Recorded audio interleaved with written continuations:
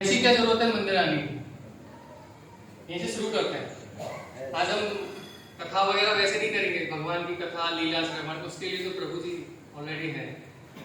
हम थोड़ा सा बेसिक ये जानेंगे, जो कुछ सवाल है जो हमारे मन में चलते रहते हैं कि ऐसी क्या जरूरत है कि जो हमें मंदिर जाना पड़े। घर में बैठ के भी तो शांति से माला कर सकते हैं। सभी को लगता होगा ना कि घर में बैठ के भी तो नाम जप कर सकते हैं। ये 2 घंटे रविवार को क्यों जाए? कभी बारिश आती है, कभी धूप, कभी और कुछ। घर में रहते हैं तो हम 10 काम और भी कर सकते हैं। किसी के प्रभु जी मतलब जो माता है उनके पतिदेव आने में थोड़ा वो करते होंगे, उनको यहाँ भेजने में कि नहीं मंदिर मत जाओ, घर में बैठ के कर लो। किसी किसी की माताएं परेशान करती होंगी कि नहीं प्रभु जी वहां मत जाइए।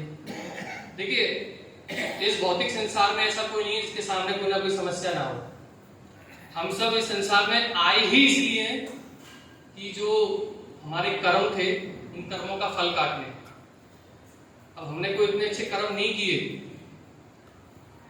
कि हमको सुख ही सुख मिले। कुछ कर्म किए गलत हमने, इसलिए हमें मनुष्य जन्म मिला, हम धरती पर आए। 84 लाख योनियों में से सब जानते हैं 84 लाख योनियां होती है। एकमात्र मनुष्य ही ऐसी योनि है जिसके पास कुछ चीजें ऐसी हैं जो किसी के पास नहीं है। अब ऐसी क्या चीज है? आपको लगता होगा कि बुद्धि, हम इंसानों के पास बुद्धि है और जानवरों के पास तो हमसे भी ज्यादा है। ऐसा?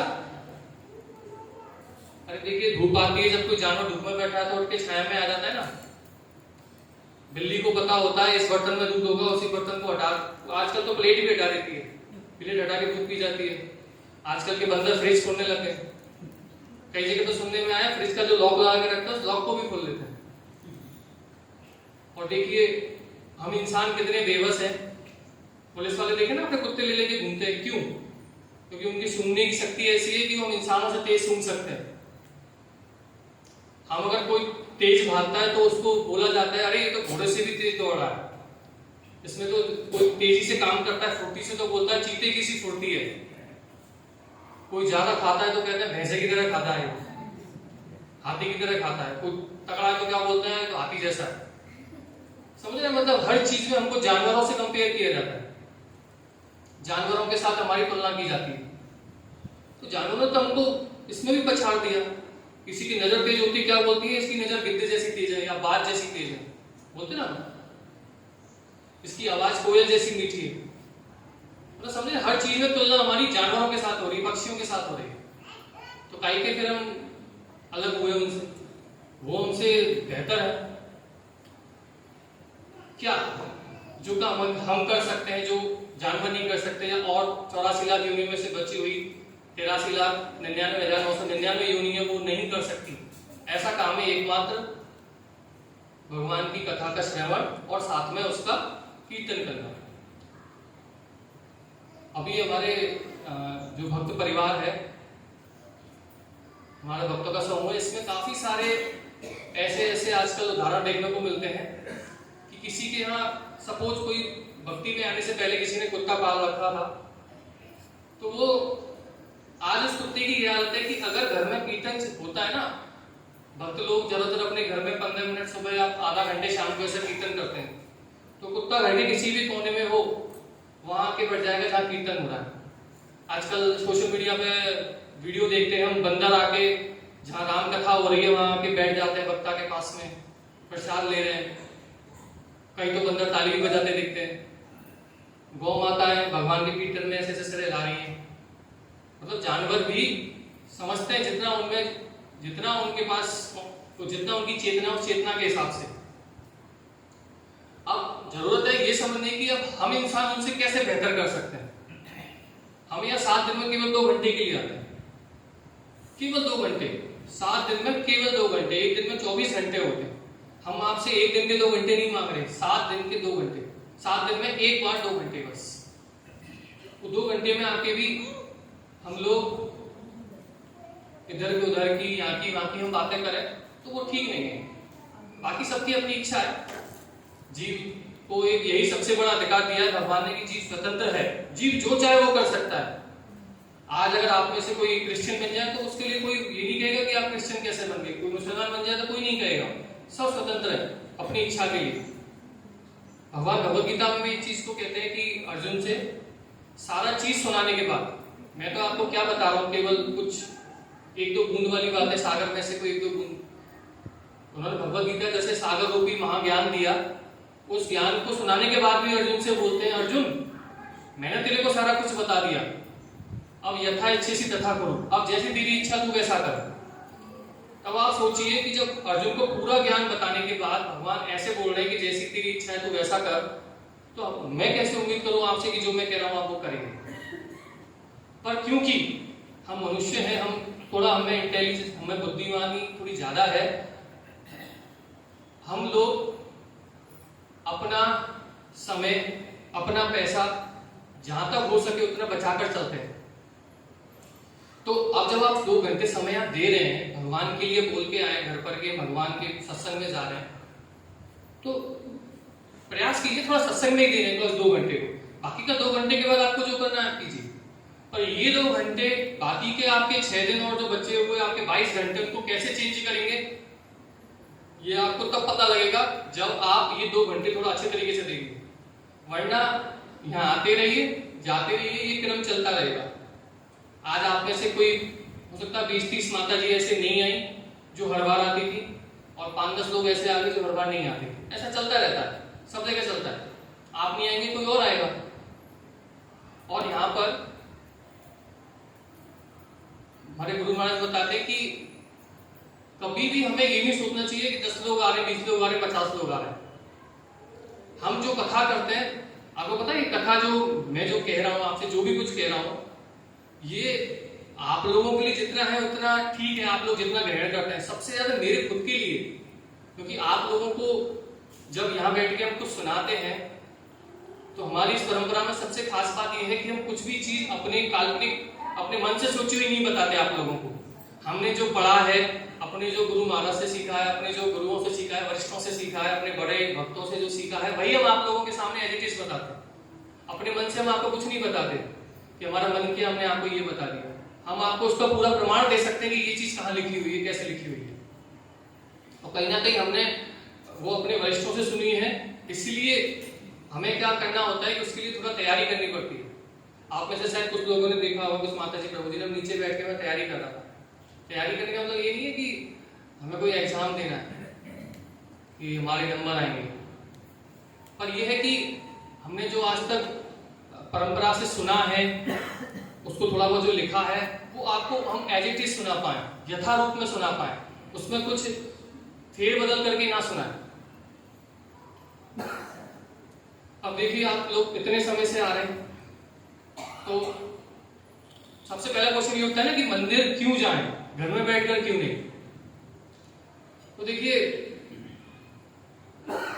हम सांस ले रहे हैं ना, हवा सब जगह, हवा तो सभी जगह हम सांस लेते हैं, हवाई तो लेते हैं अंदर हम, ठीक है। अब जब हवा सभी जगह है तो पंखा चलाने की जरूरत क्या है। मैं यहाँ बैठा हूँ, सपोज यहाँ लाइट नहीं आ रही होती तो मुझे गर्मी लगती ना, आप लोगों को भी गर्मी लगती। पंखा चलाने से क्या होता है, पंखा चलाने से क्या होता है कि पंखा हवा को खींच के एक जगह इकट्ठा करके फेंक देता है। उससे क्या होता है कि जो नीचे उसके आसपास जो मौजूद है, उसकी रेंज में जो बैठे हुए लोग हैं, उन तक हवा अच्छे से लगती है। ऐसे ही इस माइक का काम क्या है, मेरी आवाज को, जो मैं थोड़ा धीरे बोलता हूं, कोई भी इंसान की इतनी तेज आवाज नहीं है कि वो पूरा कवर कर ले बड़ा एरिया। तो अब देखिए वैज्ञानिकों ने कितना बढ़िया आविष्कार किया कि एक माइक बनाया, और इस माइक से हम क्या, हम भगवान की सेवा में कैसे काम में ले रहे हैं कि भगवान के नाम का जब कीर्तन करते हैं, अगर हम बिना माइक के बोलेंगे तो 2-4-5 लोगों तक जा पाएगा, आगे पीछे बैठे हुए 50-100 लोगों तक जाता है। ये माइक का फायदा है। इसी तरीके से जो मंदिर आने का फायदा, सबसे बड़ा फायदा ये होता है कि देखिए आप घर में रहेंगे ना, और आपने जैसी माला उठाई, 11 से लेके 1 बजे तक का समय होता है, आप 11 बजे माला करने बैठे कि आज मैं मंदिर नहीं जाऊंगा, आज मैं घर में बैठ के माला करूंगा। 11 बजे आप बैठे, 11 बज के 2-4-5 मिनट में किसी का फोन आ गया कि ऐसे ऐसे फलाने के यहाँ प्रॉब्लम हो गई है, कुछ डेथ हो गई है, या कहीं पर कोई प्रोग्राम है, या उसके यहाँ बच्चा हो गया, उसके लड़का हो गया, लड़की हो गई, जो भी है, किसी ने कोई ऐसा समाचार दे दिया। अब आप माला लेके बैठे और दिमाग में कुछ ना कुछ चलता रहेगा। घर में बैठ के कभी भी कोई इंसान अपने मन को एकाग्र नहीं कर सकता। उसके बाद क्या होगा, माला गई साइड में और फिर 4 लोगों को हम बताएंगे, हमें पता लगा नहीं फलाने के ऐसा हुआ है, ठीक है, मतलब किसी के कोई घटना हुई है तो उस घटना को फिर हम बताएंगे कि भाई वहां पर ऐसा हुआ, वहां पर ऐसा हुआ है। माला साइड में रहेगी। अब यहाँ आप लोग आए हैं ना, जाने अनजाने कम से कम सबने 100-200 बार तो भगवान का नाम ले लिया ना, कुछ जबरदस्ती बुलवाया गया ना, हरे कृष्णा हरे कृष्णा कृष्णा कृष्णा हरे हरे हरे राम राम राम हरे हरे। आपको पता है एक बार महामंत्र बोलने से क्या होता है? मात्र एक बार महामंत्र बोलने से ऐसा बताते हैं कि अगर एक बार एक भगवान का नाम का अगर शुद्धोच्चारण कर लिया जाए ना, तो हमारे अनंत अनंत जन्मों के जो पाप होते हैं, जो कि किसी पहाड़ के समान होते हैं, ठीक है, पहाड़ के समान, तो वो रुई का पहाड़ होता है ना, रुई के पहाड़ में जब हम आग लगाते हैं ना तो क्षण में नष्ट हो जाता है। रुई के पहाड़ में अगर हम आग लगाएंगे तो फटाक से ना खत्म हो जाएगा वो। ऐसे ही हमारे सारे पाप खत्म हो जाते हैं केवल एक बार शुद्ध नाम लेने से। और ऐसा भी बताते हैं कि अगर हम भगवान का नाम लेने का जैसे हम प्रयास करते ना, इतना ही हमने रे भी नहीं बोला तो भगवान हमारी जीभ पर आकर नाचने लगते हैं। ऐसा शास्त्रों में वर्णन है, मतलब शुद्ध भक्ति की जीभ पर आकर भगवान नाचने लगते हैं। अब प्रभु जी ये तो कोई बात नहीं हुई, समझ में नहीं आई, भगवान आके नाचने तो बहुत बड़ी बात हो गई। ये तो हमारे जैसों के कहाँ आएगी भगवान, कहाँ बैठेंगे हमारी जीभ पर? नहीं बैठ सकते, उसके लिए तपस्या करनी पड़ती है। मंदिर में आके हम यही सीखते हैं कि तपस्या किस तरह की जाए, सत्संग किस प्रकार हो। अब हम मंदिर में आए सत्संग के लिए, हमें पता ही नहीं सत्संग होता क्या है। सत्संग का मतलब पता है ना सभी को, सत प्लस संग। सत मतलब साधु, संग मतलब उसका साथ, साधु का साथ में रहना, वो सत्संग होता है। अब साधु कौन? ठीक है, साधु के साथ रहना सत्संग कहलाता है। साधु कौन? साधु वही होता है जो पहले से जगा हुआ होता है। अब पहले से जगा हुआ मतलब हमें सुबह 5 बजे उठना है। 5 बजे उठना है तो क्या हम किसी 6 बजे उठने वाले से बोल सकते हैं कि मुझे सुबह 5 बजे उठा देना? नहीं बोल सकते ना। जो 4 बजे उठता है उसको हम बोल सकते हैं कि मुझे सुबह 5 बजे जगा देना।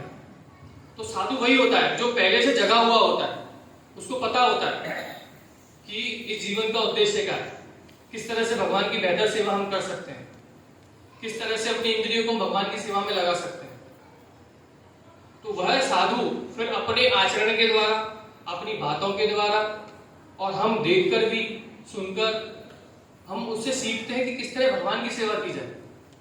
साधु का मतलब हम लोगों के दिमाग में क्या बसा हुआ है? साधु मतलब एक ऐसा आदमी जो किसी काम का नहीं है पर साधु बन गया है।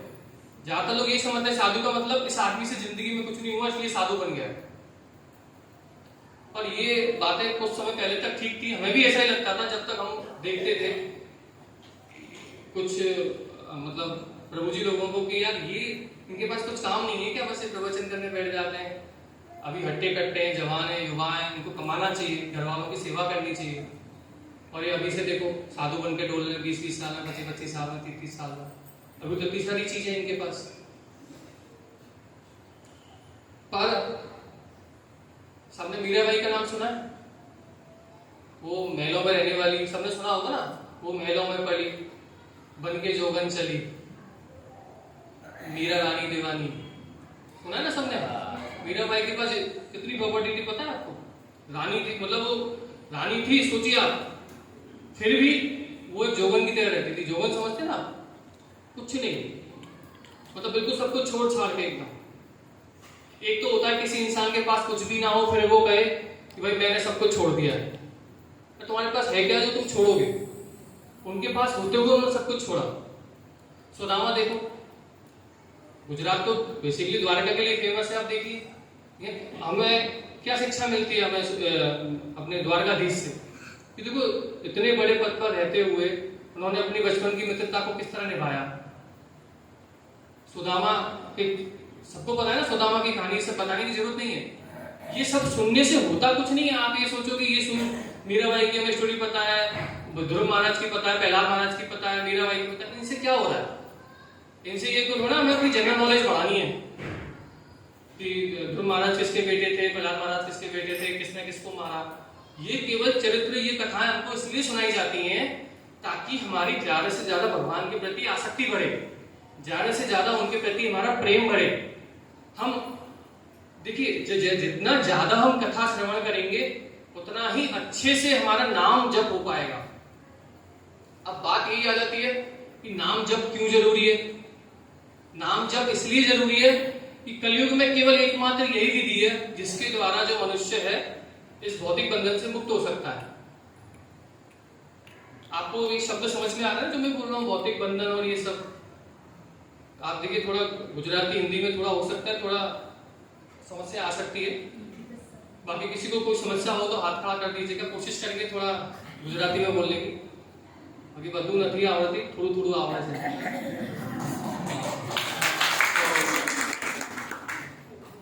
तो देखो समझने वाली बात ये है कि मैं आपके सामने बैठा हूं या प्रभु जी आप जिनसे इतने समय से मिलते आ रहे थे वैष्णव प्रभु से, हम लोग ऐसे नहीं है कि दुनिया में इस संसार में हमसे कुछ नहीं हुआ, कर रहे हैं हमें संसार में जो हमें करना था हम कर रहे हैं, और किया भी हमने बहुत कुछ किया भी, जो आप लोग सोच नहीं सकते हम क्या क्या करके आए।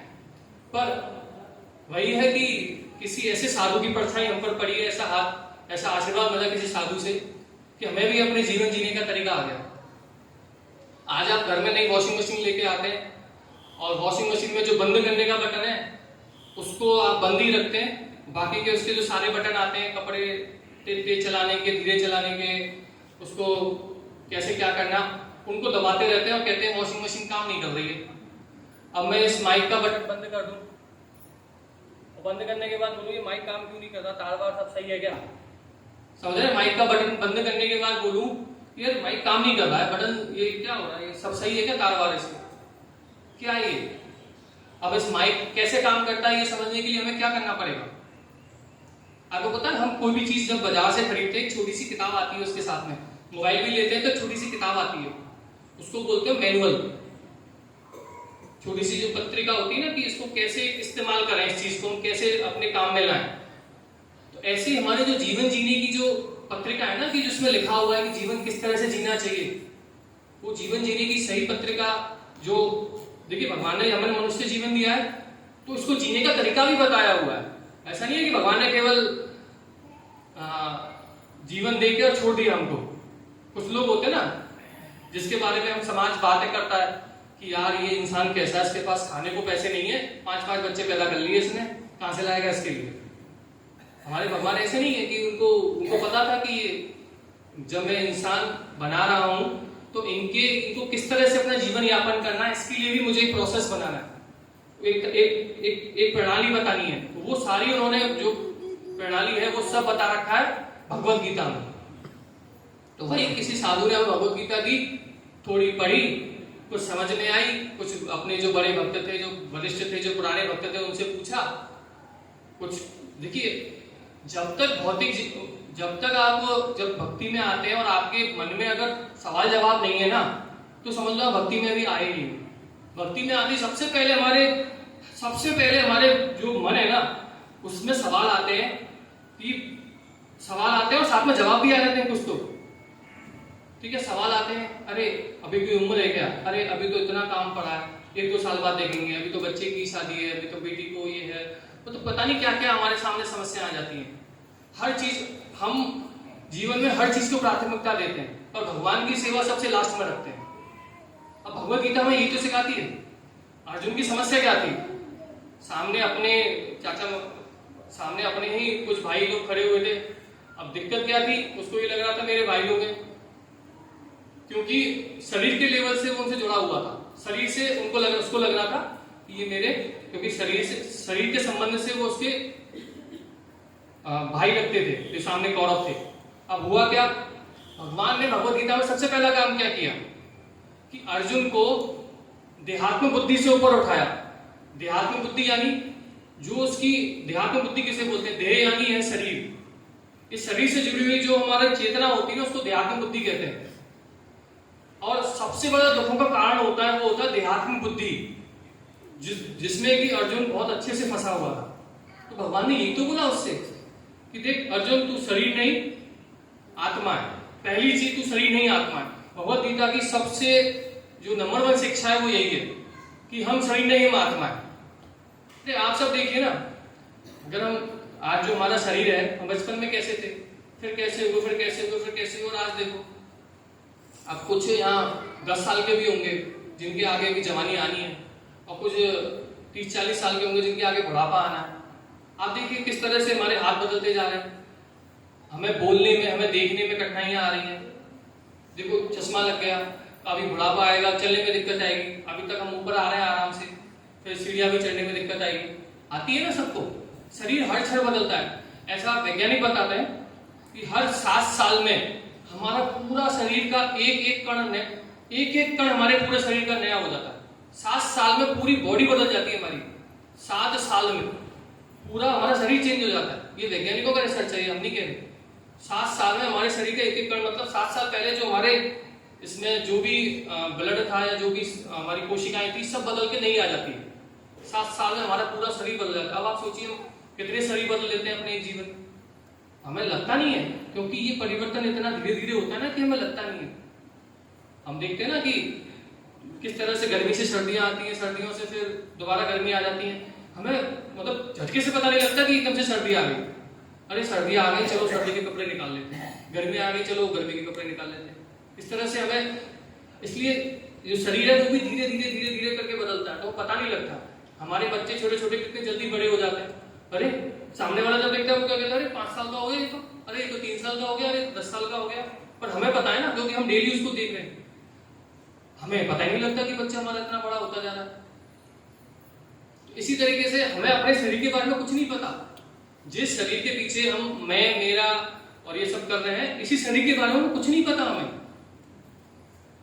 हमें ये नहीं पता कि हमारे शरीर को चलाने का आयुर्वेद के अनुसार क्या नियम है, कितनी बार भोजन करना चाहिए। ये सारी चीजें शास्त्रों में वर्णित है। शास्त्र में सब कुछ दिया हुआ है हमारे शरीर के बारे में, हमारी आत्मा के बारे में, मन को किस तरह कंट्रोल किया जाए, योगा वगैरह सब कुछ दिया हुआ है। पर हम लोग कहाँ, हमारे पास फुर्सत है? क्योंकि हमारी ज्यादातर समय, देखिए ये एक सर्वे में बताया था कि एक मनुष्य का जो जीवन है, मनुष्य के जीवन के लगभग 4-5 साल तो केवल दूसरे की बातें करने में निकल जाते हैं। कोई अगर औसत मनुष्य 70-80 साल जीता है ना, उसके जीवन के 4-5 साल केवल दूसरे के बारे में बात करने में निकल जाते हैं। अपने बारे में सोचने में या कुछ करने में नहीं, दूसरे के बारे में बात करने में। दूसरे के बारे में कि फलाने ने ये किया, ढकाने ने ये किया। मतलब जब भी हम बैठ के दूसरे की बात करें, उसको प्रजल्प करना बोलते हैं, फालतू की बातें करना। सामने वाले ने गाड़ी ले ली, उसने बंगला बनवा लिया, फिर क्या मतलब पड़ा? उसके भाग में था, प्रभु जी ने कमाया, बनवा लिया।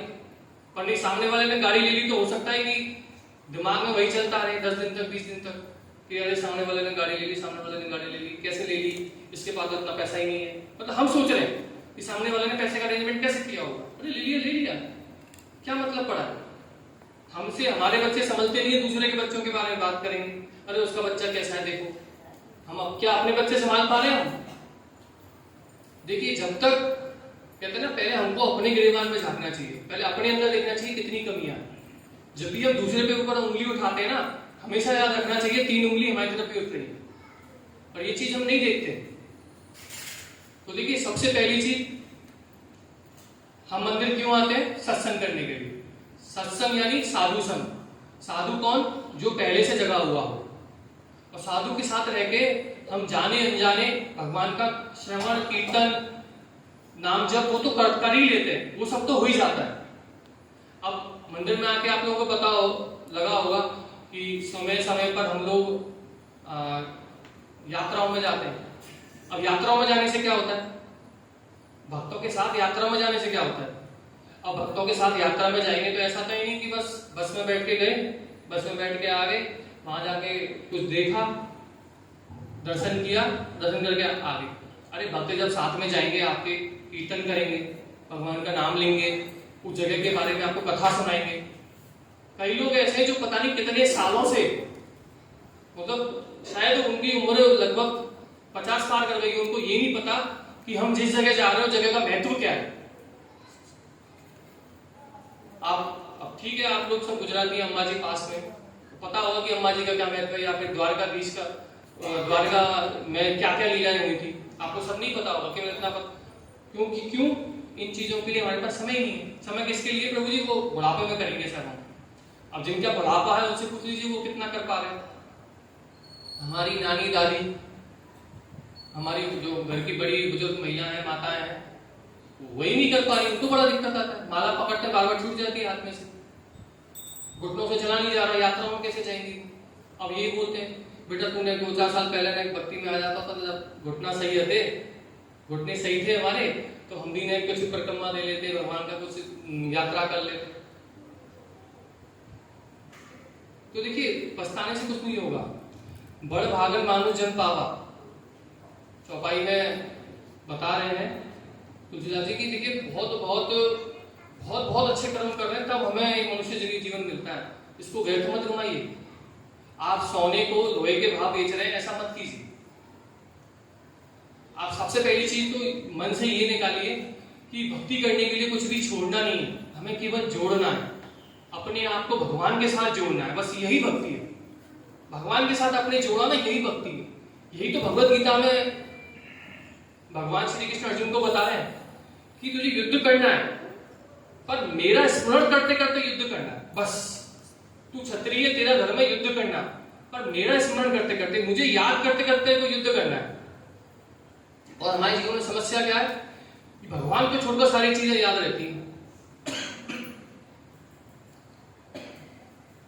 सारी चीजें याद रहती हैं कि प्रभु जी हमारे पास डिनर सेट है। हरे कृष्णा कृष्णा कृष्णा हरे हरे, हरे राम राम राम हरे हरे।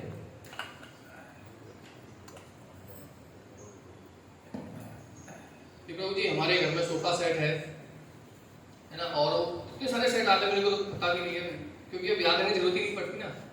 मतलब घर में सारे सेट होंगे, मनोरंजन करने का पूरा एक सेट होगा। आजकल तो लोग अपने घरों में अलग से कमरा बनवाते हैं जहाँ पर होम थिएटर लगवाते हैं, बड़ा सा टीवी, बढ़िया बढ़िया, उसमें बड़े बड़े स्पीकर, करते क्या वहाँ बैठ के स्टार प्लस और ये कलर्स और ये सब लगा के सीरियल देखते हैं, न्यूज चैनल में वो देखते हैं। अरे क्या हो जाएगा न्यूज चैनल पे न्यूज देखने से? ऐसा नहीं है, कुछ चीजें जरूरी है, जितना जरूरी उतना। पर ये तो ना कुछ लोग ऐसे होते हैं कि जो 5-6 रुपए का जो अखबार आता है, उसकी पूछ लो कौन सी खबर कौन से पेज पर आई है, इतना बता देंगे। 2-2 घंटे अखबार पढ़ते हैं। अरे आप देखिए, कोई भी घटना हुई, किसी ट्रेन का एक्सीडेंट हुआ, एक अखबार बताएगा 200 लोग मरे, दूसरा बताएगा 250 मरे, तीसरा बताएगा 150 मरे, चौथा बताएगा 100 मरे, पांचवा बताएगा 400 मर के गिनती अभी चालू है। मतलब आदमी खुद कंफ्यूज हो जाता है। और आजकल तो इतने सारे न्यूज चैनल बन गए, ऐसा तरह की मूवी आ रही है, नहीं सोचेंगे इस सब के बारे में। क्यों? क्योंकि हमें इस तरह से फंसाया जा चुका है। अम्मा जी से जब नीचे उतर के आते हैं, सभी अम्मा जी गए हुए ना, कौन कौन नहीं गया? कोई है जो नहीं गया अम्मा जी, आज तक नहीं गया? તમે गुजराती हो? तुम्हें लगता था नहीं गुजराती हो। आप देखिए, अम्मा जी से जब नीचे उतरते हैं, अम्मा जी से जब नीचे उतरते हैं, सोच जरा ध्यान से सोच के चलना। अम्मा जी से जब नीचे उतरते हैं, आदमी थका हुआ है, ठीक है, नीचे उतरना है, उतरते उतरते उसका रास्ता कहां से बनाया गया निकलने का? जहां पर फूड वाला कैंटीन है। क्यों? कोई इंसान थका हुआ है, बच्चा बोलेगा, बीवी बोलेगी, अरे कुछ तो खिला दो, कुछ तो खिला दो, समझ रहे? अब एक आदमी ने 100 रुपए खर्च किया, हिसाब लगाओ दिन में कितना आदमी आता है, और हर चीज लगभग 20-30 रुपए मार्केट से लेंगे हम। हिसाब लगाइए, अब सोच के चलिए। ये पूरा एक प्रॉपर प्लान होता है हर चीज का। हमें लग रहा है ना कि ये चीज केवल हमें दिख रही है, ऐसा नहीं है, हमें दिखाई जा रही है इसलिए दिख रही है। किसी सुपरमार्केट में जाते हैं आप, कभी भी देखना ध्यान से, जो बच्चों की चीजें हैं ना वो हमेशा नीचे लगाई जाएंगी। बच्चों की चीजें ऊपर नहीं होंगी, खिलौने वगैरह या चॉकलेट्स या बिस्किट्स वगैरह, जो बच्चे चॉकलेट वाले बिस्कुट या कुछ ऐसा खाते हैं ना, टॉफी वगैरह, हमेशा नीचे लगाए जाएंगे। क्यों? ताकि बच्चे उनको देख पाए। ऊपर रहेंगे तो बच्चे ढंग से देख नहीं पाएंगे किसी बड़े सुपरमार्केट में। यहाँ भी तो डीमार्ट खुल गया है, आप सब लोग होके आए होंगे एक दो बार, देखना वहां पूरा एक प्रॉपर प्लानिंग होती है इस चीज की कि किस चीज को सामने लगाना है। हमें क्या लगता है हमने ही देखा है ये चीज, किसी और ने नहीं देखा। अरे आपको दिखाया जा रहा है, आपको दिखाया जा रहा है। जो बड़े बड़े जो बोर्ड लगते हैं ना जो सड़कों पे, ये अमूल ने ऐड दे दिया, नया प्रोडक्ट निकाला, कोई दूध निकाला तो एक नया बड़ा सा बोर्ड लगा दिया बाजार में। इस दूसरी कंपनी ने कोई बढ़िया कार निकाली तो कार का बोर्ड लगा दिया। वो सब हमारे दिमाग में सेट करने के लिए होता है एक चीज, क्योंकि ये कलयुग है, अधर्म का युग है, इसलिए धर्म का प्रचार इतना नहीं होगा और ना ही हो रहा, तो इसमें कोई आश्चर्य की बात नहीं है। आप देख रहे हैं कि कोई एक संस्था कुछ अच्छा करती है तो दूसरी संस्था उसी संस्था की बुराइयां करना शुरू कर देती है कि अरे नहीं ये तो फर्जी है, ये तो ऐसे हैं, ये तो वैसे हैं। पर आप सबके खुद के अंदर भी बुद्धिमानी होनी चाहिए। मनुष्य जीवन मिला है ना, मनुष्य जीवन का फायदा उठाइए। ये देखिए कि ये आदमी सही है या ये साधु सही है, ये साधु सही है। कभी कभी हम देखते हैं दो साधु में आपस में बहस हो जाती है, तो ये चीज समझने की हमें जरूरत है। ये हम कैसे समझ पाएंगे कि कौन सा साधु सही है? कि जब हम शास्त्र के अनुसार देखें कि शास्त्र के अनुसार किसका आचरण है। अब एक साधु है जिसके पास 100 लोग जाते हैं, उसका आचरण शास्त्र के बिल्कुल विपरीत चल रहा है। और एक साधु है जिसका उसके 10-20 लोग जाते हैं, जिसका जो आचरण है बिल्कुल शास्त्र के अनुसार है। तो ऐसा नहीं है, समय आने पर वो 10-20 वाला भी 500 पे पहुंचेगा और वो 100 वाला भी फिर हो सकता है धीरे धीरे करके उसको पता लग जाए सच्चाई।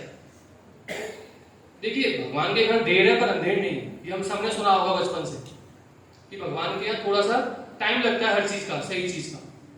पर डेफिनेट मतलब ये निश्चित बात है कि आज नहीं तो कल वो चीज की सच्चाई सबके सामने आती है।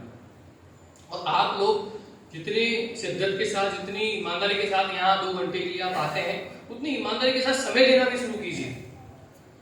आप एक बार अगर समय देंगे ना अच्छे ढंग से, तो बस ये 2 घंटे आपके बाकी के 6 घंटे 22 तो 6 दिन 22 घंटे ऐसे चेंज करेंगे कि आपको खुद को ताज्जुब होगा कि मेरे जीवन में क्या हो रहा है। और फिर मैं लौट के आता हूँ पुरानी बात में कि साधु बनने के लिए कोई चीज छोड़ने की जरूरत नहीं है, केवल भगवान को अपने साथ जोड़ लीजिए। बस केवल भगवान को जोड़ना है, हमने कुछ नहीं जोड़ा। और देखिए एक तो कहते हैं ना, हम देखते हैं कि कुछ लोग थोड़ा छोड़ देते थे, दिव्य विष्णु प्रभु है इन्होंने अपना जॉब छोड़ा, वो किस लिए छोड़ा? ये सब करने के लिए भी एक कहते हैं ना एक जिगर होना चाहिए, दम होनी चाहिए। आज हमारा भी मन करता है पर नहीं छोड़ सकते, क्यों? क्योंकि वो अंदर से डर लगता है। और डर क्यों लगता है? क्योंकि भगवान के प्रति अभी इतनी हमारा इतना सरेंडर का भाव नहीं है, मतलब इतने समर्पित नहीं है भगवान के लिए। भगवान के प्रति समर्पण होता तो हम भी ध्रुव महाराज जैसे थे। ध्रुव महाराज कितने छोटे बच्चे थे, प्रहलाद महाराज 5 साल के थे।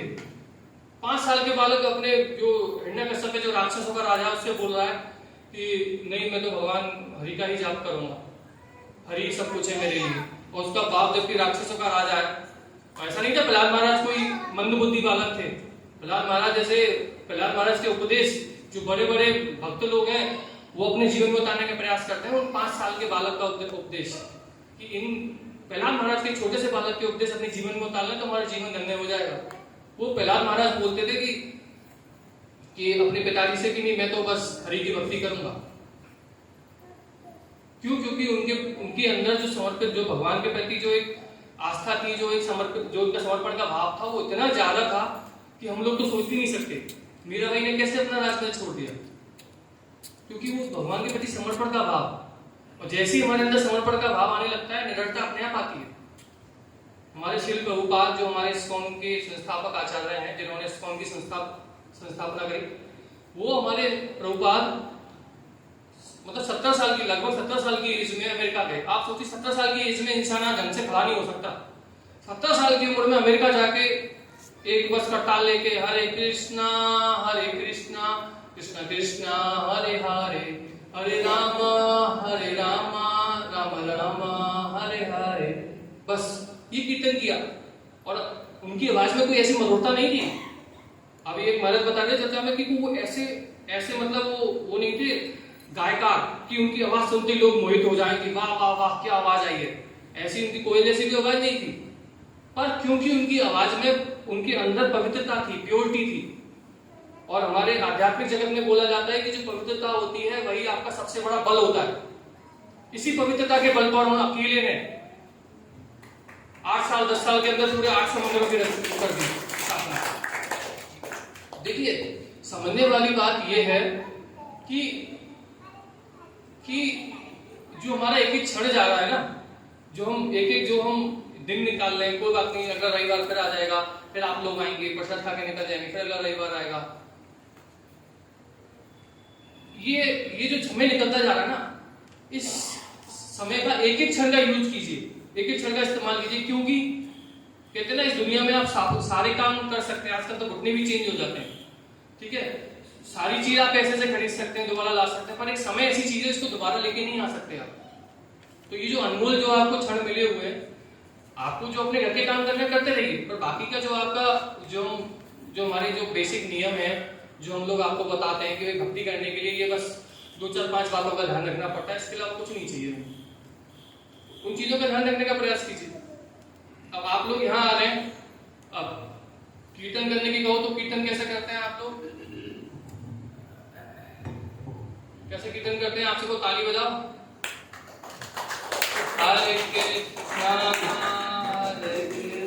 ऐसा लगता है कि सभी पूरा दुख आपके पास ही है क्या? आपको देखिए क्या कोई उत्साही होगा? नहीं, ऐसे को ताली बजाता है क्या? ऐसे को ताली बजाता है क्या?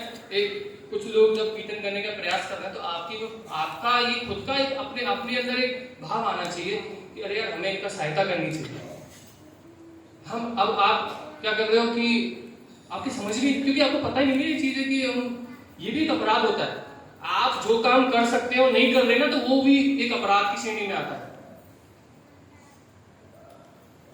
अब आप यहाँ पर किसी की सहायता कर सकते हो, आप नहीं कर रहे, आप बस बैठे हुए हैं, बातें कर रहे हैं आपस में, या फिर हाथ पे हाथ रख के बैठे हुए देखने लगे इधर उधर, टाइम कितना हो गया, 10 मिनट रह गए अभी तो, चलिए फिर प्रसाद मिलेगा, फिर हम निकल जाएंगे, फिर अगले रविवार को आएंगे। ऐसे क्या हो रहा है? जब तक आपके अंदर भाव नहीं आएगा तब तक कुछ नहीं होने वाला। आप सबने सुना होगा, दुर्योधन के मेवा त्यागे साग विदुर खायो। समझे ना, भगवान श्री कृष्ण दुर्योधन के मेवे त्याग दिए थे। और ये हमारे भगवान जगन्नाथ जी ऐसे नहीं है हमारे कि इनको आप मेवे दोगे तो आपके पास आएंगे। भाव ग्राही जनार्दना, ये भाव ग्रहण करते हैं, बस आपका भाव, ये आपके अंदर का जो भाव है ना, आप हमारे सामने या हम आपके सामने कितने भी अच्छे बन सकते हैं, या हो सकता है कितने भी बुरे हो, पर अंदर से हम कैसे हैं ये केवल हमारे ठाकुर जी जानते हैं, हमारे भगवान जानते हैं हम अंदर से कैसे, और आप अंदर से कैसे। हम कितने भी अच्छे वस्त्रों का हम चोगा पहन लें, कितना भी बढ़िया हम कपड़े पहन लें, तिलक लगा लें, अंदर से कितने पाखंडी हैं, कितने अच्छे हैं, भगवान जानते हैं। और ध्यान रखना, ये कलयुग है, जब भी यहाँ पाखंड होगा धर्म के देश में ही होगा, ध्यान रखना। और ये चीज, इसका बेस्ट एग्जांपल हमने त्रेता युग में देख लिया था। रावण ने जब सीता माता का अपहरण किया था तो कैसे किया था? वो ये थोड़ा राक्षस बन के आया था, साधु ही बन के आया था ना वो। अब सोचिए, साधु के रूप में इतना दम है कि सीता माता तक बाहर आ गई निकल के, लक्ष्मण रेखा को पार करके। सोच के थोड़ा सा देखिए, ये जो कथाएं हम सुनते हैं ना, मैं फिर कह रहा हूँ, कथाएं हमारा ज्ञान बढ़ाने के लिए नहीं है, इन पे चिंतन करना पड़ता है, बैठ के सोचना पड़ता है। आज आप घर पे जाके 10 मिनट बैठ के वो द्वारका वाली लीला सोच लेना, वो जब सुदामा जी द्वारका जाते हैं, वो चावल जब देते हैं, वो चावल खाते हैं, और कैसे वो एक वो कहते हैं ना, तीनों लोग दे दिए एक गस्से में और एक चावल के गिलास में। मतलब सोच के सोचिए, अब सोचते हैं ना तो अपने आप रोंगटे खड़े होने लग जाते हैं कि तो वो क्या भाव रहा होगा वो भगवान का है। एक मतलब जब जैसी पता लगा द्वारपालों से कि सुदामा आया, कैसे भाग चले, तो मतलब सोचोगे तो जब हम टीवी पे देखते हैं तो रोना आ जाता है। टीवी पर अब उन्होंने पता नहीं कैसे फिल्माया इस चीज को, पर वो फीलिंग्स, वो भावनाएं कुछ भी नहीं है जब आप अपने दिल से सोचोगे ना इस बात को, कि देखिए भगवान ने कैसे अपने मतलब एक मित्र का सम्मान रखा, कि मित्रता हो तो कृष्ण सुदामा जैसी, आज ये वो बन चुका है ना। और देखिए वो सबरी वाला, कि भगवान वो सबरी कैसे अपने कुटिया में डेली झाड़ू लगाती थी, कभी तो मेरे प्रभु श्री राम आएंगे, कभी तो मेरे प्रभु श्री राम आएंगे। क्यों? क्योंकि उसके गुरु ने बोला हुआ था। उसको अपने गुरु के वाक्य में कितनी श्रद्धा थी कि उसके गुरु ने बोला था ना कि तुम्हारी कुटिया में राम जरूर आएंगे। तो सबरी रोजाना भेड़ चुन के लाती थी वन से, तो अपनी कुटिया की झाड़ू लगाती थी कि मेरे प्रभु राम आज शायद जरूर आएंगे, मेरे प्रभु राम आज आएंगे। इसलिए बोला जाता है कि आप भी अपनी कुटिया में डेली सफाई कीजिए, कुछ भेड़ चुनकर रखिए, यहां भी राम जरूर आएंगे। हो सकता है आज नहीं आए, कल आए, पर राम जरूर आएंगे। आप करिए प्रयास इस चीज का। अब जरूरी है उस चीज के लिए वही सबरी जैसी दृढ़ता। ये नहीं कि अब 2 साल नहीं आए तो अरे 2 साल तो हो गई भगवान तो आएंगे, 4 साल हो गए भगवान तो आएंगे, हमें तो कुछ ना हो रहा, प्रभु जी खूब माला करके देख ले, खूब सब काम करके देख ले, कुछ मन नहीं लगता भगवान में। भगवान में मन ऐसे लगता है क्या? तो जो बड़े बड़े ऋषि मुनि महात्मा वो मतलब इतने सालों से तपस्या कर रहे हैं, वो 40-40, 50-50 साल जिनको माला करते करते हो गए, दिन में 20-20 घंटे नाम जप करते हैं, वो लोग कह रहे हैं कि हमारा नाम जप में मन नहीं लग रहा। तो हमारा मन लग जाएगा क्या शुरू में? कितने अनंत जन्मों का हमारे अंदर कचरा भरा पड़ा है। जब हम कोई भी एक ऐसा कमरा खोलते हैं जो बहुत समय से बंद हो, तो उस कमरे में कितना धूल निकलता है, सफाई करने लगते हैं। तो आज जैसे ये हमारा मंदिर का कमरा है, इसकी हम डेली सफाई करते हैं, तो डेली हम सफाई करेंगे तो इतना सा कचरा निकलेगा। और इसी की सफाई अगर हम 2, 4, 5 महीने, 6 महीने के बाद करेंगे, सालों बाद करेंगे, तो इतना कचरा निकलेगा। क्यों? कमरा तो बंद था। ऐसा क्या हुआ? यही सेम ऐसे ही हमारे साथ है कि अनंत जन्मों की गंदगी भरी पड़ी है हमारे अंदर। हम ये सोचें कि 1-2 बार में नाम जप करने से हमारी गंदगी निकल जाएगी, हम शुद्ध हो जाएंगे, भगवान के प्रति हमारा भाव जग जाएगा, हमारे आंखों में से आंसू निकलेंगे भगवान का नाम लेते लेते। ऐसा नहीं होने वाला। ऐसा बिल्कुल नहीं होने वाला कि आप सोचें कि बस हमने एक बार नाम लिया, प्रभु जी ने बोला एक बार ना शुद्ध नाम लेने से अनंत जन्मों के पाप कट जाते हैं, तो हमारे तो पाप कट गए, पर पता नहीं क्यों आंसू क्यों नहीं आ रहे भगवान का नाम लेते लेते। आएंगे, आंसू भी आएंगे जब आपके अंदर हृदय भाव पैदा होगा। अब एक पति पत्नी खूब लड़ते हैं, जम के लड़ते हैं जिंदगी भर। पत्नी को कुछ हो जाए देखो पति के कुछ हो जाए फिर देखो पत्नी के हाल कैसे कैसे रोने लगते हैं एक दूसरे के लिए, चाहे वैसे लड़ रहे हैं। क्यों? क्योंकि उनके अंदर हृदय भाव आ गया है। जब तक हृदय भाव क्या होता है समझते हैं आप? हृदय भाव का मतलब कि हम दूर ना हो जाए। उस वक्त तो जबकि पति या पत्नी सामने होता है, और उस वक्त सामने होने के बाद जब हम हृदय भाव की हल्का सा हम सोचते हैं कि कहीं कुछ होना जाए ऐसे, तब हम इतने व्याकुल हो जाते हैं कि अरे आंखों में से आंसू निकल रहे। और यहाँ तो भगवान तो हमसे कितने दूर है, तो हमारी कैसी स्थिति होनी चाहिए? देखा कुछ भक्त, पता नहीं कितने लोगों का सौभाग्य रहा होगा ब्रज धाम जाने का, मथुरा, वृंदावन, गोवर्धन। देखिए गोवर्धन में आप रात को 2 बजे भी आप परिक्रमा दे रहे हैं, 2 बजे 3 बजे आपको लग रहा है कि आप शायद 2-4 लोग ऐसे हैं जो भगवान की इतनी भक्ति कर रहे हैं, रात को 2-3 बजे जग के भगवान की परिक्रमा दे रहे हैं। पता लगेगा कि जहाँ गिरिराज जी, जहाँ गोवर्धन महाराज हैं, उनकी तलहटी में बिल्कुल उनके पर्वत के नीचे वहां कुछ कुटिया बना के कुछ साधु लोग रह रहे हैं जो रात के 3 बजे भी, मतलब आप इतना उनके आवाज में इतनी करुणा होती है ना कि आपको खुद को ऐसा लगेगा कि यार हमारा क्या जीवन है इनके सामने। इतनी करुणा आवाज में, मतलब राधा राधा राधा ऐसे पुकारने लग रहे हैं, हरे कृष्ण कृष्ण कृष्ण हरे हरे, मतलब नाम निकालने की बस निकल नहीं पा रहा, फिर भी निकाल रहे वो नाम। खाते कुछ भी नहीं है, जो भिक्षा में मिलता है वही खाते हैं बस। और ये नहीं कि आप भिक्षा दे जाओगे वो ले लेंगे, बिल्कुल नहीं। 2 या किसी ने 1 घर चुन रखा, किसी ने 5 घर, एक घर जाऊंगा, मिला तो ठीक, नहीं मिला तो आज ठाकुर जी की छाती में भूखा रहूं, ऐसे संत हैं। और उसने ऐसा नियम बना रखा 1 रोटी मतलब 1 रोटी। हमारी परंपरा में ऐसे रहे जो केवल 1 दोना छाछ का पी के रहते थे बस।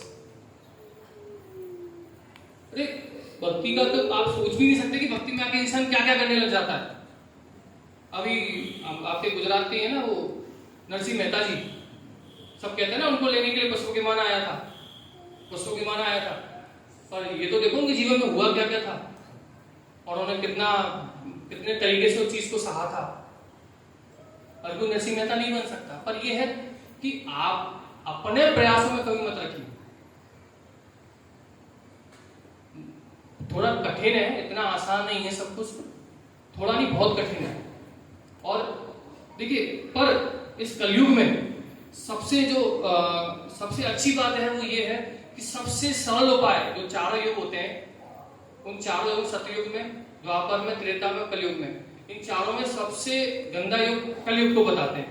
पर सबसे अच्छी बात क्या है इस कलयुग में, कि सबसे आसान उपाय इसी युग में केवल नाम जप करना है भगवान का, केवल नाम जप। भगवान के पवित्र नामों का जाप करो और देखो आप भगवान का प्रेम मिलेगा आपको। ये नहीं है जंगल में जाके तपस्या करो 1000 सालों की, शरीर पर दीमक लग रहा है, चींटियां लग रही हैं, जंगल में कीड़े कांटों का, शेरों का डर, पता नहीं किस किस चीजों का डर। केवल घर में बैठे हैं आप, बस कीजिए अपना नाम जप। आपको 7 दिन में 2 घंटे मंदिर आना आइए आप, और जिससे कि आप थोड़ा अपने आप को चार्ज कर पाए। भाई मोबाइल भी तो चार्ज करना पड़ता है ना, ये तो ना कि मोबाइल हमेशा बस कान पे लगा के बात करते रहो या गाने सुनते रहो, वो भी तो चार्ज करना पड़ता है ना। ऐसे ही यहाँ आके अपने आप को चार्ज कीजिए आप।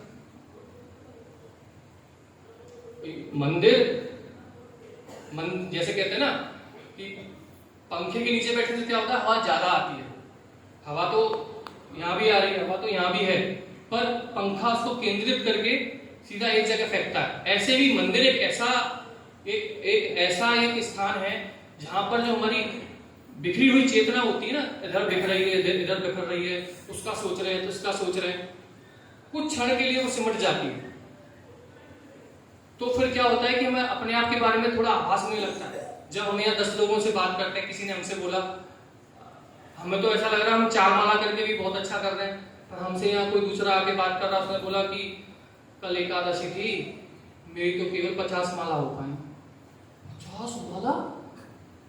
मैंने तो कल 11 करी, तो ऐसा लग रहा कि मैंने 11 माला कर ली। हमारे साथ होता है ऐसा।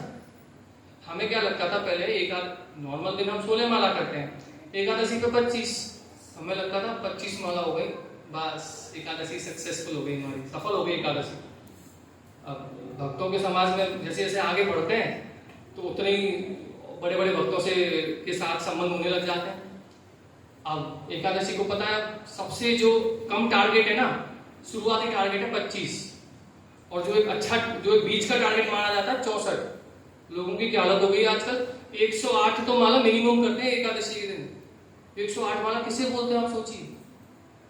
और कई लोग तो ऐसे हैं हम में से, उधर जो भक्तों में से, कि मतलब 3 लाख नाम जब 192 माला भी करते हैं।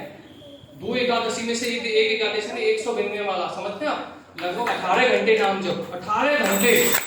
और कोई ऐसे नहीं है वो कि स्पेशल कोई उनके सिंह हो रहे हैं या फिर वो कोई बहुत बड़े बलशाली वो हैं, हमारे जैसे और आपके जैसे नहीं। वो आपको देखिए उनका क्या कहना है, इनके बारे में पूछो कि प्रभु जी 192 माला, तो प्रभु जी मैं बहुत गिरा हुआ हूँ, आप लोग तो शुद्ध हैं, आप लोगों के लिए 25 माला में काम हो जाएगा, और मैं इतना गिरा हुआ हूँ, इतना पतित हूँ, इतना अधम हूँ, इतना नीच हूँ कि मुझे 192 माला की ये भी मुझे कम लगती है। समय खत्म हो जाता है वरना ये भी मुझे कम लगती है 192 माला। और हमारे साथ का है वो, 90,000 सैलरी महीने की उसकी, मेरे साथ का भाई है एक जो मंदिर में आता है। मतलब 192 माला करके वो इंसान ये बोल रहा है, उम्र उसकी 31 साल, 31-32 साल, वो इंसान ये बोलता है 192 माला, प्रभु जी मैं बहुत अधम हूँ, पति को नीच हूँ, मुझे आशीर्वाद दीजिए कि मैं हर एकादशी को कम से इतना तो कर ही पाऊँ। 3 लाख नाम जब, 1 लाख नाम जब होता है 64 माला, 64 माला में 1 लाख नाम बताते हैं, नाम की संख्या, भगवान के नाम की संख्या। 128 में 2 लाख, 3 लाख यानी 192 माला। एक माला करने में लगभग, मतलब जो एक अच्छी ठीक ठाक काफी समय से कर रहा है उसको 5 मिनट के, 4.5-5 मिनट के लगभग लगती है, और जो नया है उसको कभी कभी 8 मिनट 10 मिनट भी लग जाते हैं। जो आप में से कुछ लोग हैं जो माला करते होंगे वो ये चीज समझते होंगे। कौन कौन माला करता है आप में से?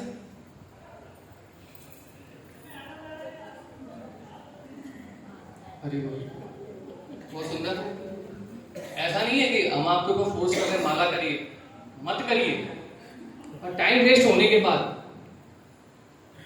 टाइम जब निकल जाएगा ना, जब समय खराब हो जाएगा आपका, उसके बाद जब कभी आप 1 साल 2 साल 4 साल बाद सोचोगे यार वो प्रभु जी ने बोला तो था, सब कुछ नाम जप है कलयुग में, और मैं 4-5 साल भटक के आई, दोबारा अकल तो आएगी।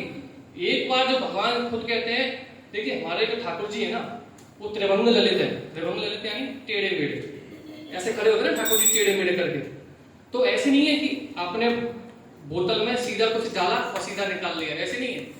जो हमारा दिल रूपी जो बोतल है ना, हमारे दिल में जब भगवान ठाकुर जी जब फंस जाते हैं ना यहाँ पर, तो ऐसे टेढ़े फंस जाते हैं कि वो निकल नहीं पाते। फिर आप चाहोगे तो नहीं निकाल पाओगे उनको, वो खुद नहीं निकलेंगे।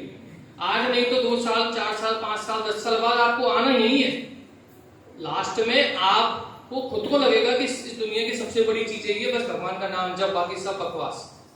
लास्ट में आपको लगना ही है, उसके लिए क्यों इतना समय खराब करना। ऐसा कहते हैं कि दो तरह के प्रमाण होते हैं, 2 तरह के प्रमाण, ठीक है। एक प्रमाण होता है जो आप खुद कोई काम करते हो और फिर उसके खुद बताते हो, मतलब खुद आपको अनुभव होता है कि इस काम को करने का ये नतीजा होता है। एक होता है कोई दूसरा बताता है। इस चीज को आसान भाषा में समझाता हूं। एक बार दोनों हाथ उठा के बोलिए, हरे कृष्णा कृष्णा कृष्णा हरे हरे, हरे राम राम राम हरे हरे। देखिए इसका एक आपको बहुत अच्छा एक हमारे दिनचर्या में, मतलब जो हमारे व्यवहार में आता है, वो एक उदाहरण बताता हूँ। रसगुल्ला पता है रसगुल्ला कैसा होता है? अच्छा, मैंने आज तक रसगुल्ला नहीं खाया। अब आप में से कोई मुझे समझाओ कि रसगुल्ला कैसा होता है। रसगुल्ला कैसा होता है प्रभु जी? बहुत मीठा, रसीला। तो देखिए मीठा तो हलवा भी होता है, हलवा जैसा होता है कि रसगुल्ला? मुझे समझा के बताओ रसगुल्ला कैसे होता है? पोचा जैसा, छेना जैसा गोल होता है।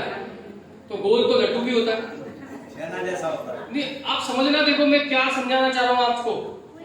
आप में से कोई है जो मुझे बिना रसगुल्ला खाए, मैंने आज तक रसगुल्ला नहीं खाया, पर आप लोग मुझे समझा के दिखा दो कि रसगुल्ला कैसा होता है, उसका स्वाद कैसा होता है। कोई है जो मुझे बता सकता है, मेरी समझ में आ जाए कि रसगुल्ले का स्वाद कैसा होता है? नहीं बता सकता ना कोई मुझे। आप कहोगे मीठा होता है, मीठा तो हलवा भी होता है। खाने, बिल्कुल सही जवाब देंगे। प्रभु जी क्या बोल रहे हैं? खाने के बाद पता लगेगा। बिल्कुल यही इस हरिनाम जप के साथ है।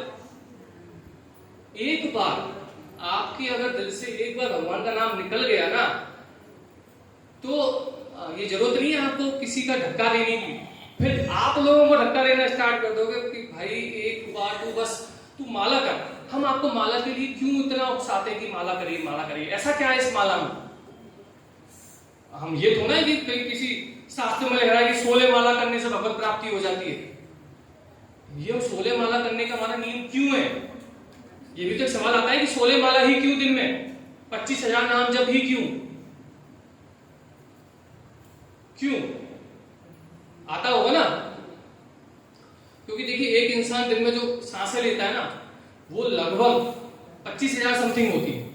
तो इसलिए क्योंकि ये सारी श्वास हमको भगवान ने गिफ्ट में दी है, तो इसलिए हम भगवान का धन्यवाद देते हैं। भगवान आपका बहुत बहुत धन्यवाद, आपने हमें ये सांसें गिफ्ट में दी। इसलिए हर नाम में हम उनको थैंक यू का भाव लेके आते हैं। हर जो भी भगवान का नाम लेते हैं, उसके पीछे हमारे मन की भावना होती है कि भगवान को थैंक यू बोल रहे।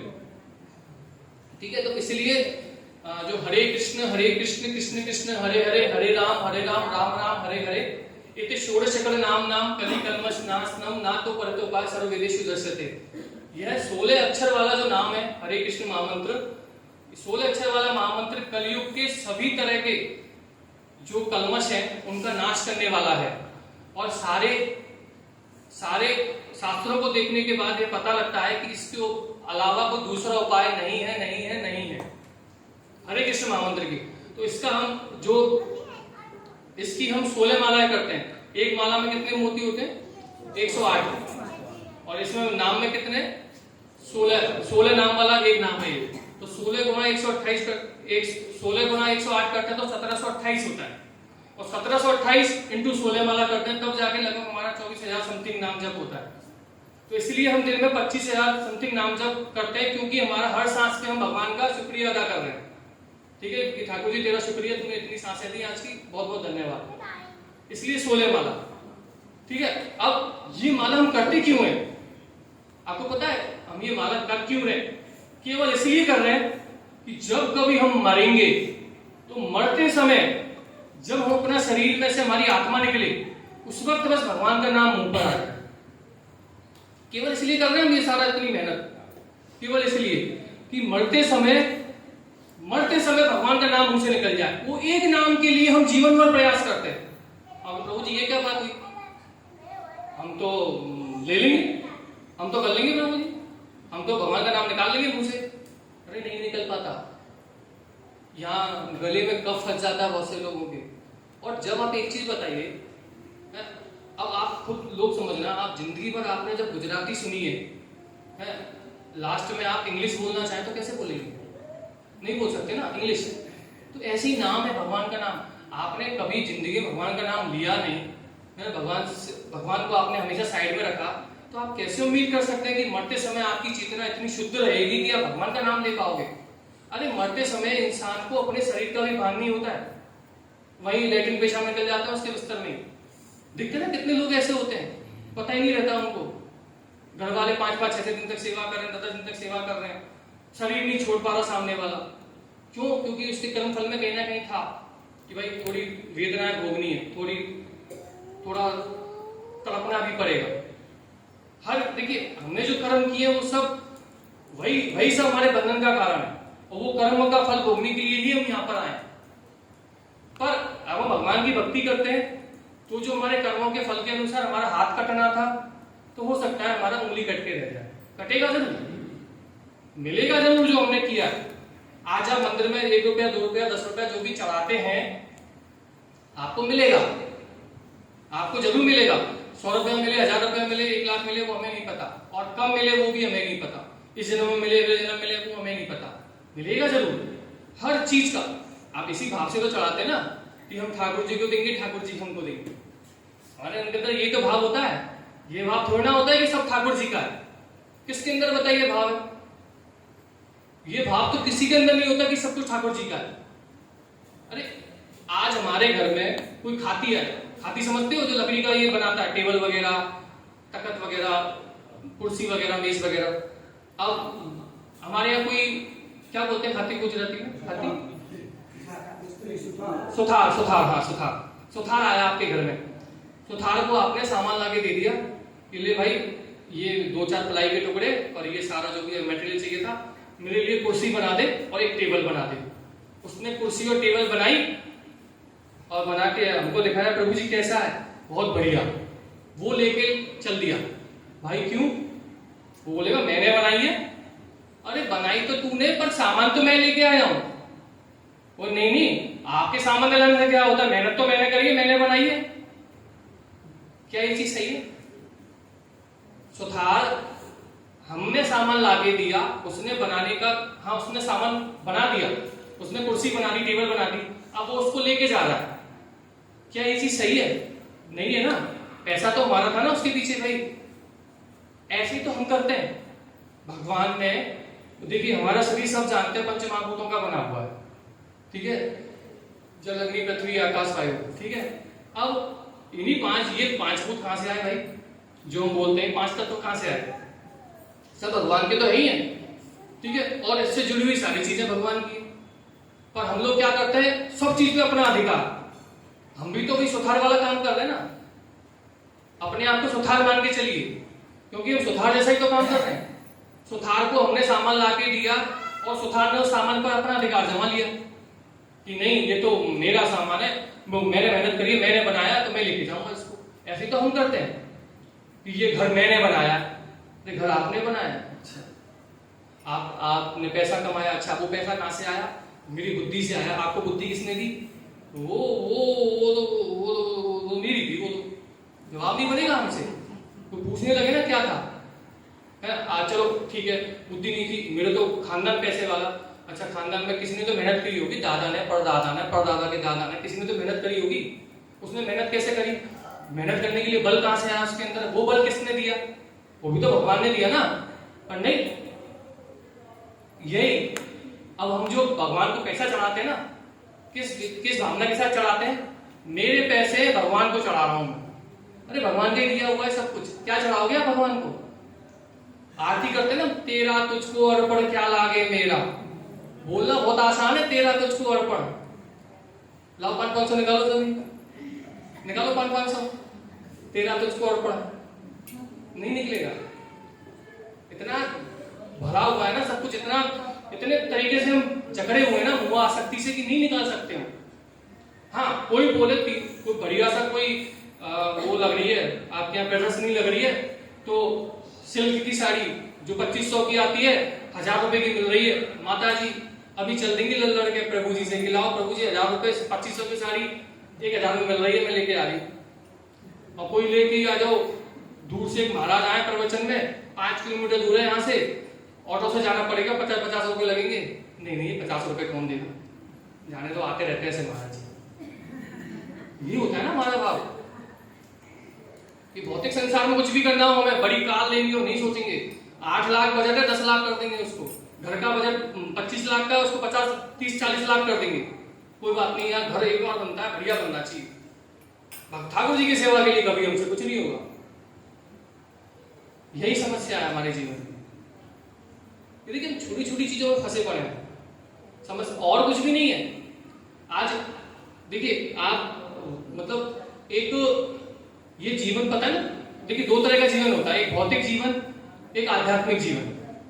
भौतिक जीवन जो ये संसार है, ये सब हम जो अपने नाते रिश्तेदार, हमारा जो भक्ति के अलावा जो भी जीवन है भौतिक जीवन कहलाता है, ठीक है। अब भौतिक जीवन और आध्यात्मिक जीवन में बस अंतर इतना ही है कि आध्यात्मिक जीवन में इंसान जितना हो सके उतना देना चाहता है, और भौतिक जीवन में इंसान जितना हो सके उतना लेना चाहता है, कि कैसे भी करके सामने वाले को चूसूं मैं, कैसे भी करके सामने वाले का शोषण करूं, ये भी ले लूं वो भी ले लूं।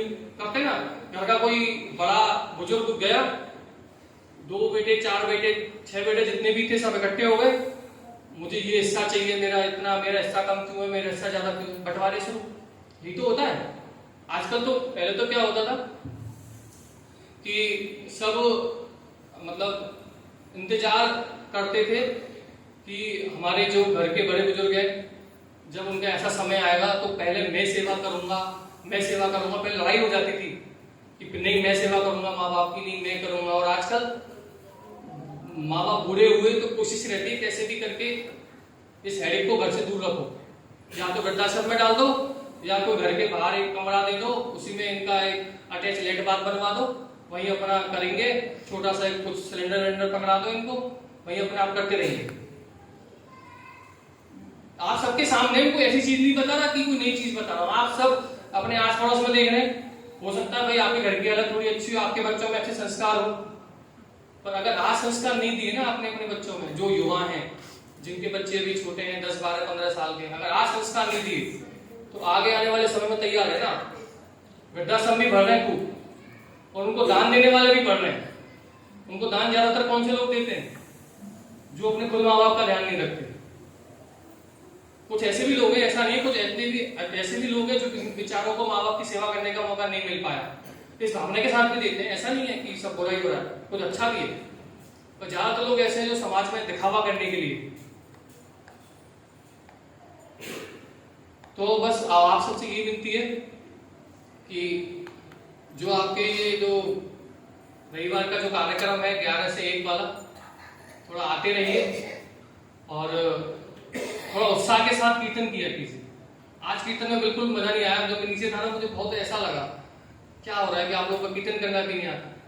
कीर्तन में कैसे ताली बजानी चाहिए, आप लोग जब ठीक है आप लोगों को ये ऐसी वाली करताल बजाना नहीं आता, ये जो हम जो बजाते हैं, पर करताल मतलब होता क्या है?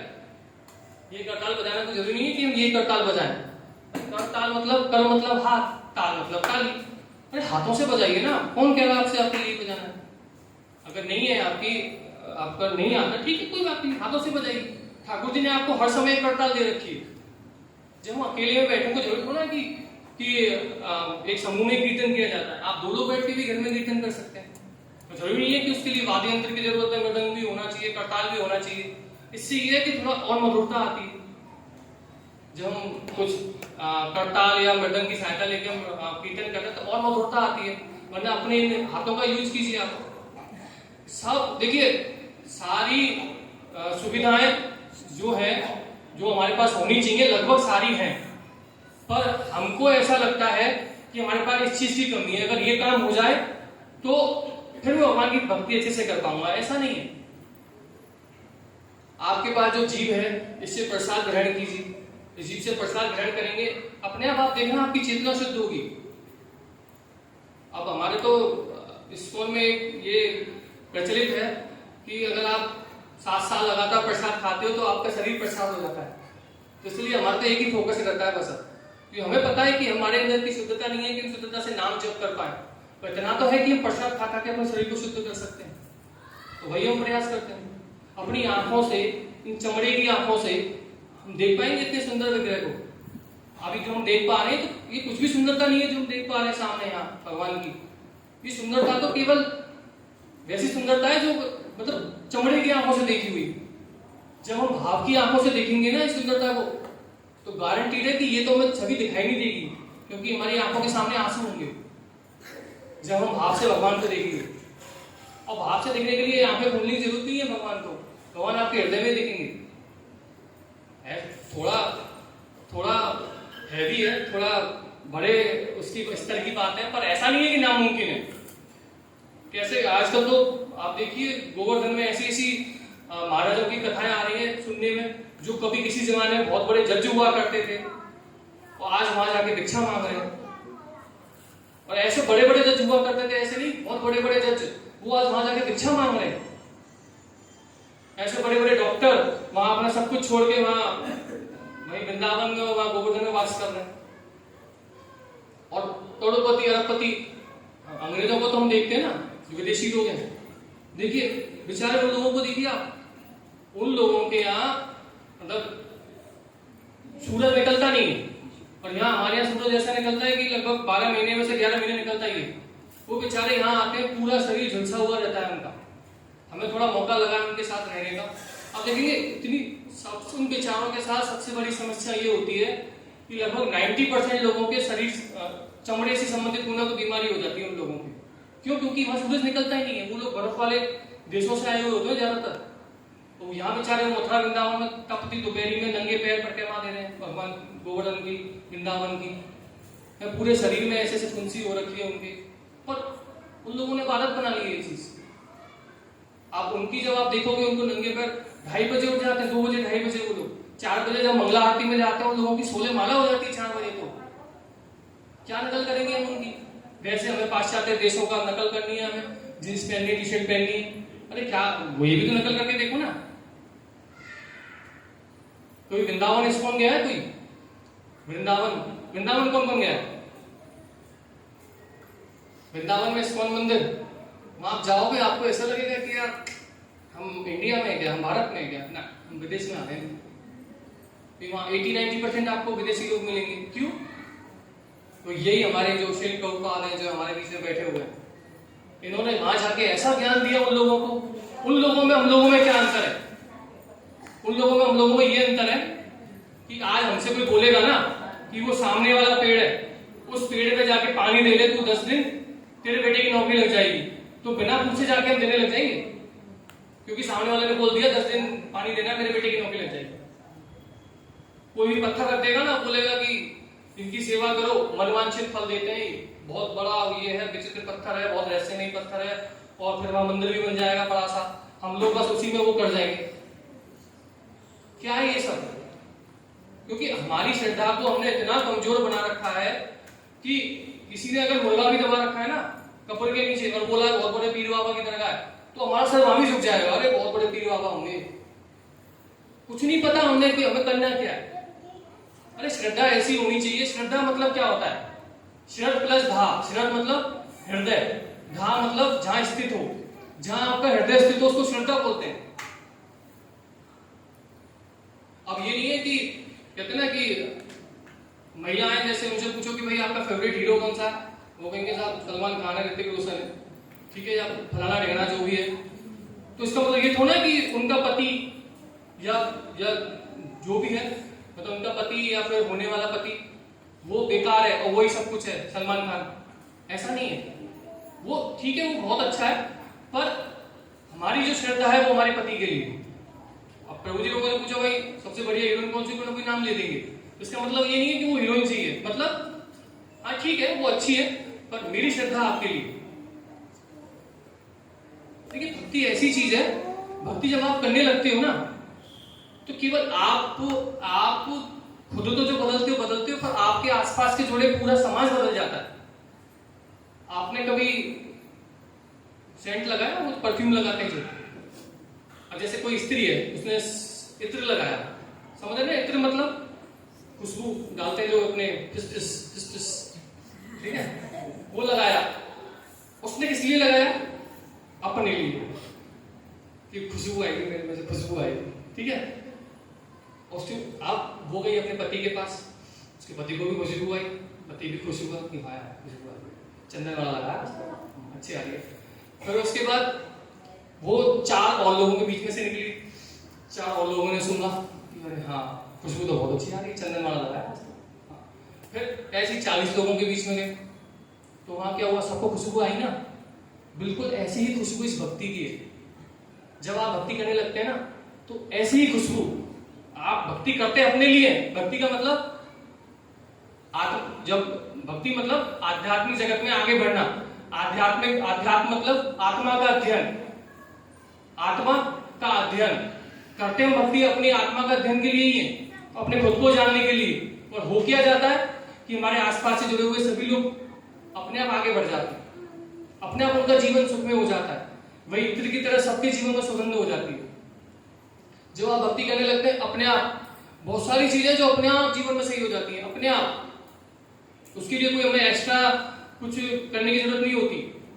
हमारा खान पान, हमारे खर्चे, आप देखो जब आप भक्ति करते हैं, आपको पता है कि भाई हमारे 4 नियम है। 4 नियम पता है ना सबको, कौन कौन से, जो हम 4 नियमों का पालन करते हैं और 16 माला करते हैं, बस ये हमारी भक्ति है जो हम कर रहे हैं। 4 नियम कौन कौन से हमारे, कि हम मांसाहार नहीं करते। मांसाहार मतलब मीट, मांस, अंडा, मसूर की दाल, मछली, प्याज, लहसुन, इन सबको मांसाहार की श्रेणी में रखते हैं। दूसरी चीज, हम किसी तरह का नशा नहीं करते। नशा मतलब ड्रिंक वगैरह तो बहुत दूर की बात है, हम चाय कॉफी भी नहीं पीते, सिगरेट विगरेट ये तो सोचो ही मत, तंबाकू वगैरह बिल्कुल नहीं। तीसरी चीज, किसी तरह का व्यभिचार नहीं, मतलब किसी भी अपने पति या पत्नी के अलावा किसी और के साथ कोई संबंध नहीं। और चौथा बताइए, जुआ नहीं खेलते। अब आप ही बताइए, क्या ये चारों चीज सही नहीं है? एक बोलते हैं ना कि क्या अगर आज एक पिता की दृष्टि से मैं देखूं, तो क्या मेरे बच्चे में ये 4 संस्कार नहीं होने चाहिए कि मेरा बच्चा जुआ ना खेले, मांसाहार ना करे, किसी और फालतू में इधर उधर कहीं मुंह ना मारे, और चौथा किसी तरह का कोई नशेबाजी ना करे। हम सभी तो यही चाहते हैं ना, अपने बच्चों से, अपने पतियों से, अपने भाइयों से, कि हमारे जो घर वाले हैं सब थोड़ा एक अच्छे उसमें चले। आज अच्छा बच्चा किसको बोला जाता है? जो किसी तरह का नशा ना करे, किसी तरह का मांसाहार ना ले, फालतू में इधर उधर किसी के साथ कोई इसका लफड़ा ना हो, वही सब तो लेते ना। जुए से देखिए, जुआ जानते हैं ना, जुआ आप सब क्या बोलते हैं गुजराती में?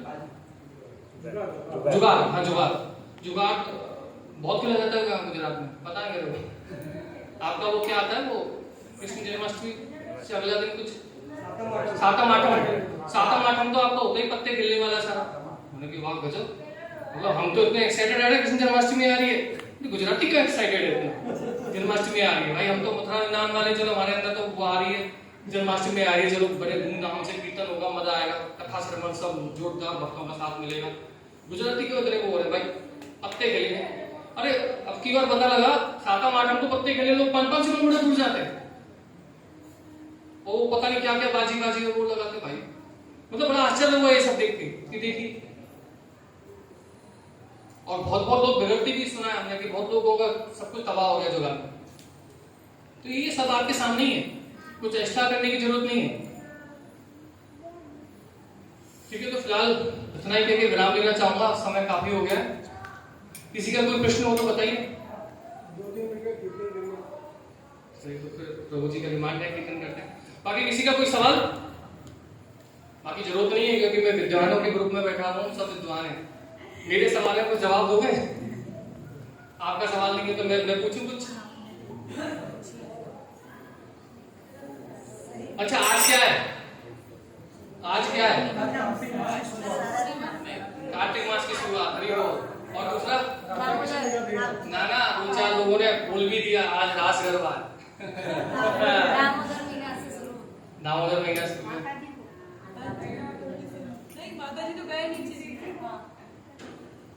आज शरद पूर्णिमा की रात है।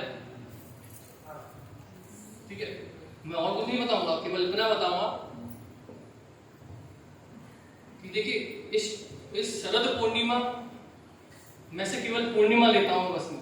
जो पूनम नु चांद होता है ना, पूनम नु चांद तो डेली निकलता है ना, चांद डेली निकलता है ना, हमने देखा है। पर पूनम के चांद की खास बात क्या होती है कि वो अपने आप में पूरा होता है, कंप्लीट होता है, और उसको देखने से जब कोई दूसरा भी उसको देखता है ना तो उसको भी शीतलता मिलती है, बहुत अच्छा लगता है ना। आज का चांद जब हम रात में देखते हैं तो ऐसे ही जो हमारे जीवन की पूर्णता है ना, जो हमारा जीवन पूर्ण होगा वो तभी पूर्ण होगा जब भगवान हमसे जुड़ेंगे, तभी हमारे जीवन में चमक आएगी। और इसके लिए जिस तरह चंद्रमा को सफर करना पड़ता है ना, एकम, बीज, तीज, चौथ, इस तरह से 5 या 6 तभी जाके तो पूनम आती है। फिर एक क्षण ऐसा भी आता है कि मावस भी आती है। तो हमें क्या करना है भाई कि अभी आज ठीक है, आज हमारी एकम है,